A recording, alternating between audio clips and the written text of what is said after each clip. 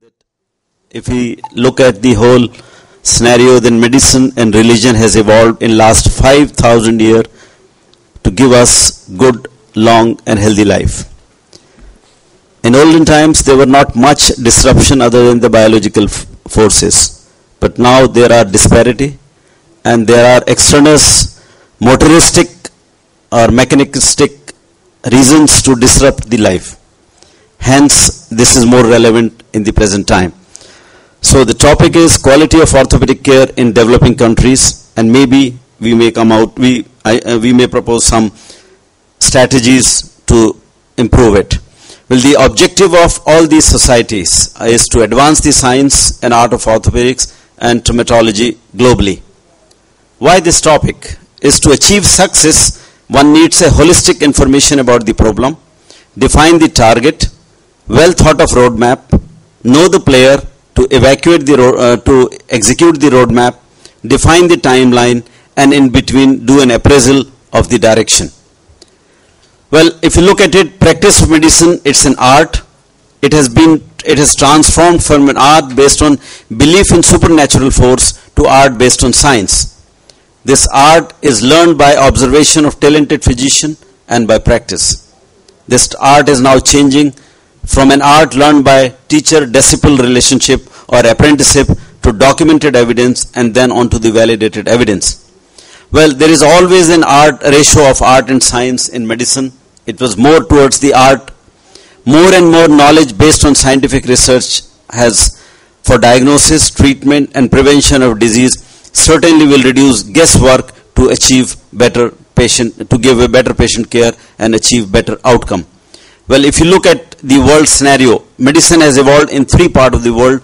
Modern medicine from Europe, Chinese medicine and Ayurvedic medicine from Southeast Asia.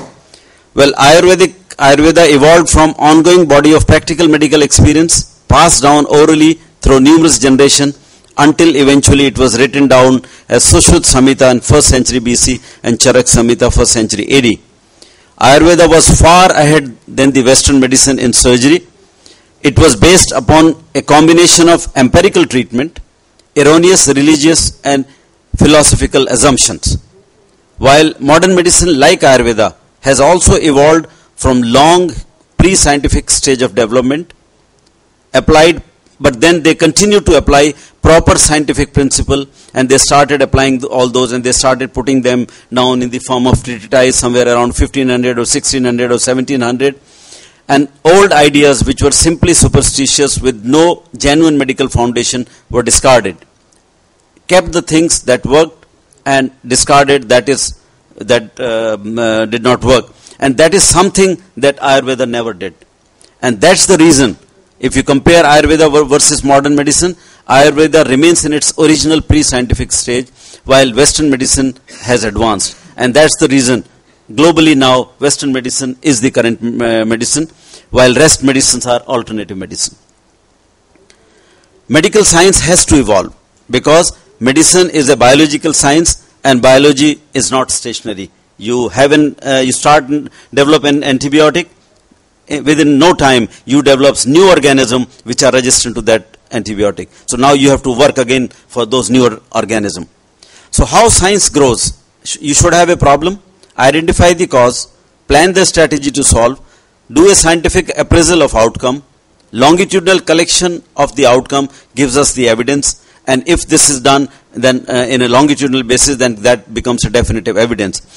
And now the evidence should be retrievable beyond the human life, and then that can, so that we keep on increasing the platform on which foundation on which we have to go up, and that's what that is what is an art of publication. Now, if you look at the whole world is divided now: developed nations, high income group, or underdeveloped nations, economically low, middle, and high income countries. Population profile, the whole world is almost about 6,940 million, and out of them almost 2/3 of the world population is low income countries and low middle income countries. And this is the percentage population which is living on less than $1 per day. And you could see how big is the area of the world which is living on less than $1 a day. If you look at the regional, then you will almost find 30 to 40% population living less than $1 a day. Although we are improving upon it, but then this is what is the most Southeast Asia population, and Sub-Sahara Africa, still almost 30% or over 40% are the population which are below poverty line. Now, modern medicine practice were guided by the West.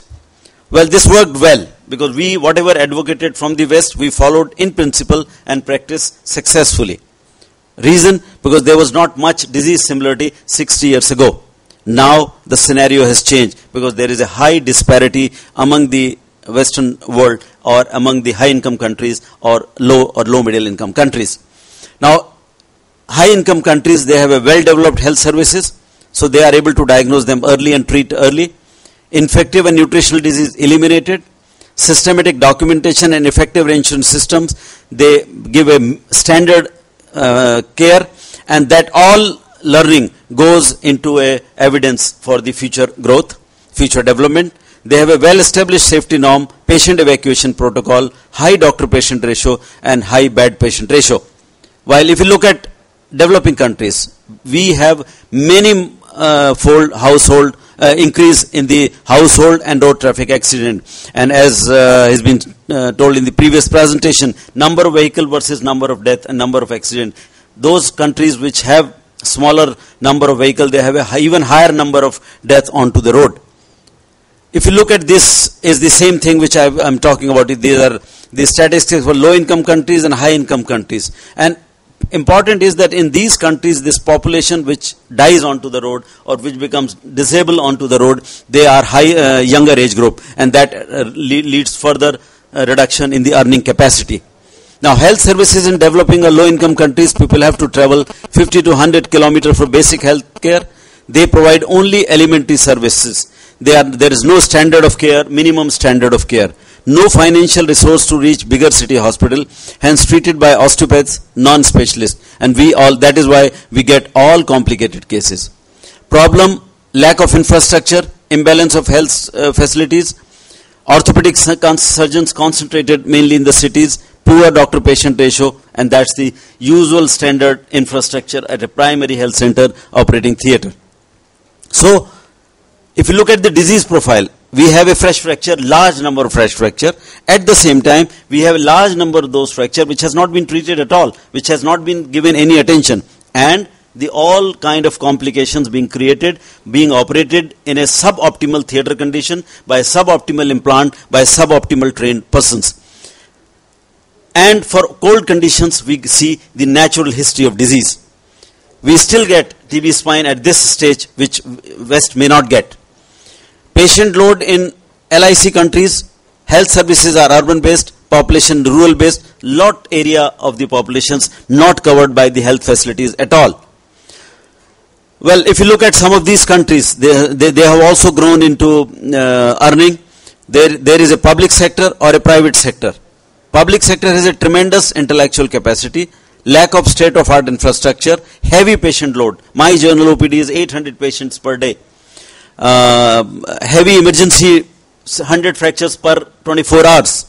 Poor documentation, poor record keeping, poor follow-up, and migratory population. So nothing is added to the pool of the knowledge. Whatever experience is being done on treating such a large number of patients, it does not transpire, does not convert into an evidence for the problem of that geographical area. While if you look at private hospital in some of these countries like India, Pakistan, China, there is a state-of-art technology. They have a limited clinical work and volume and spectrum of disease. They are not generalists but subspecialty experts, and they do best of the quality services, but then on a very small number of patients. So the best services are that where their quantum of workload and workforce is equally matching. For that, we need to know what is the burden of musculoskeletal disease and trauma in total and in a specific geographical area.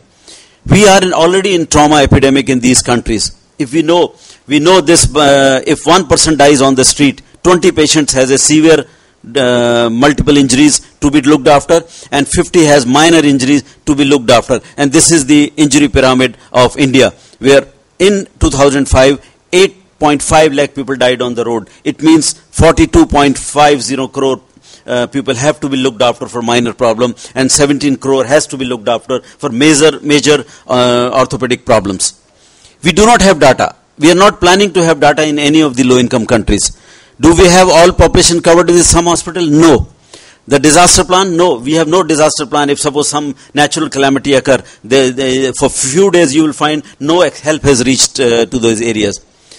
Now, if you look at the scenario for training in these countries, they are teaching from the book written by the Western author on their needs. Look at the Campbell Operative Orthopedics, latest edition. TB is just mentioned in few pages. PPRP is removed.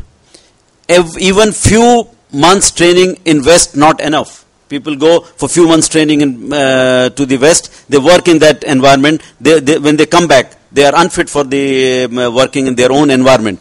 So the best treatment outcome is achieved by minimum surgical intervention, consistently and acceptable by them in their own milieu. That can only give us a best treatment outcome. And that is why I say orthopedic services and training are a crossroad in low-income countries and low-middle income countries. For an evidence-based treatment, we need to generate evidence. Developed nations, they are generating evidence, they can generate for themselves. But look at the underdeveloped country. Who will generate evidence for most of the clinical problem and clinical problem of 2/3 of the world?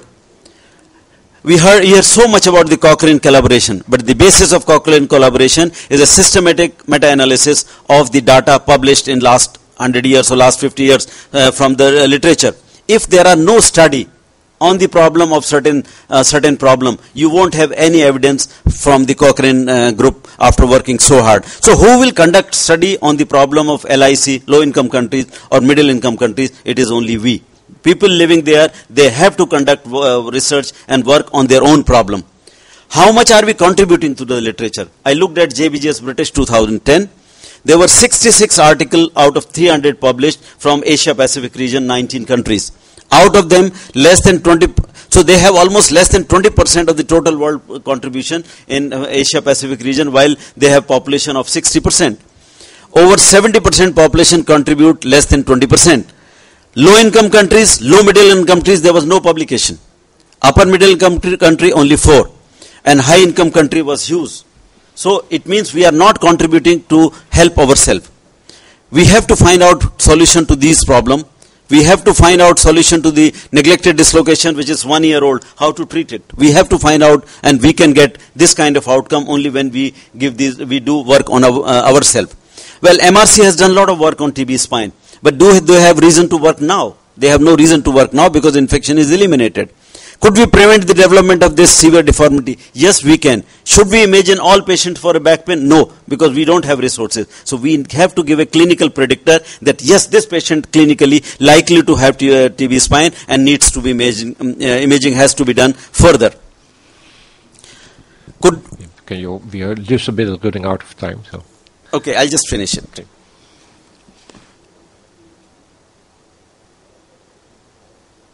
So we friend, research is a necessity in our own area because we have to find out solution to our problem. And this research has to be need-based research. Sach foot was there for so many years, but the moment Jaipur foot came, it was caught up by all low-income countries and low-middle-income countries quickly. So what should we do? Create a systematic and scientific health database to know burden of disease, provide minimum basic health services, cover the whole population, need to stop overburden tertiary care, match the patient load and health care, modify our teaching and training after defining curriculum to your own needs, evaluate what the student must know, and research method is a must to develop a scientific temper.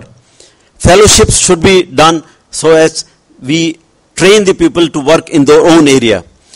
We must make sure that access to the literature is provided into low-income countries and low-middle-income countries. And that is what these associations should do. They need to coordinate credible need-based research, identify institutions with good infrastructure such as India, China, Pakistan, who can train these persons for their own milieu, to work in their own milieu. And because there is no substitute for good analytic work and publication in a peer-reviewed journal. And then a step forward by doing a multi-country studies for your own problem. Because we have, our strength is a living biology and we have the natural history. And this is the roadmap to get an effective outcome to our own problem. Do it for your problem, do it for others. because we can generate evidence for developed nation as well, because living biology is our strength, and we should use it for alleviating pain and suffering of the humanity. Well, objective of this meeting or such effort is to bring about a change in the mindset. Research is nothing but a summation of critical, well-thought conclusion about the outcome of treatment we offer to the patient every day, and well-thought of innovation we undertake, which we were doing since time immemorial. That is why the medicine has evolved. Only change is now that we want to do at a faster pace to help the every patient and ensure that it is retrievable beyond human life by publication. Thanks very much indeed. Thank you. Thank you so much.